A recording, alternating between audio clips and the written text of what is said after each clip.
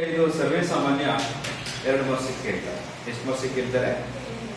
ಎಷ್ಟು ಮಾರ್ಕ್ಸ್ ಕೇಳ್ತಾರೆ? 2 ಮಾರ್ಕ್ಸ್ ಕೇಳ್ತಾರೆ. 2 marks. It will be carry about only 2 marks. But very easy. ತುಂಬಾ ಸುಲಭ. ಇದನ್ನ ನಾವು ಸ್ಕೋರ್ ಮಾಡೋದು ಬಹಳ ಸುಲಭ.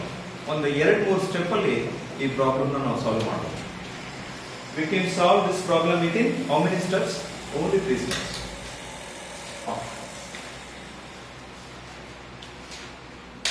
2 plus root 3 ಒಂದು ಏನಂತ ಬರ್ಕೋಬೇಕು? ಭಾಗಲಬ್ಧ ಸಂಖ್ಯೆ ಎಂದು ಭಾವಿಸೋಣ.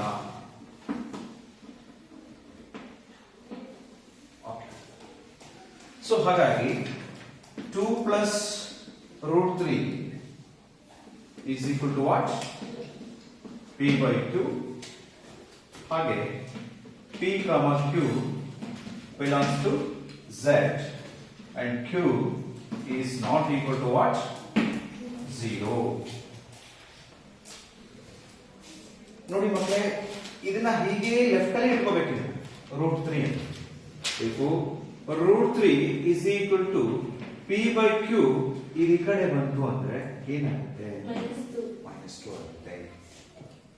Therefore, root 3 is equal to, that is LCM is Q, that is P minus 2Q. ಇದು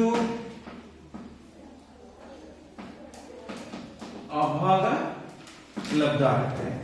ಇದೇನಾಗುತ್ತೆ? ಇದು ಸಾರಿ, ದಿಸ್ ಇಸ್ ಭಾಗಲಬ್ಧ, ಇದು ಅಭಾಗ ಲಬ್ಧ. ಇವೆರಡು ಸರಿ ಆಗತ್ತಾ ಹೇಳಿಕೆ? ಇದೇನಾಗಿದೆ? ನಮ್ಮ ಊಹೆಗೆ ವಿರುದ್ಧವಾಗಿದೆ. ಸೊ therefore ಇದು ನಮ್ಮ ಊಹೆಗೆ ಅಥವಾ ಭಾವನೆಗೆ ವಿರುದ್ಧವಾಗಿದೆ. therefore 2 plus root 3 ಒಂದು irrational number, ಅಭಾಗಲಬ್ಧ ಸಂಖ್ಯೆ.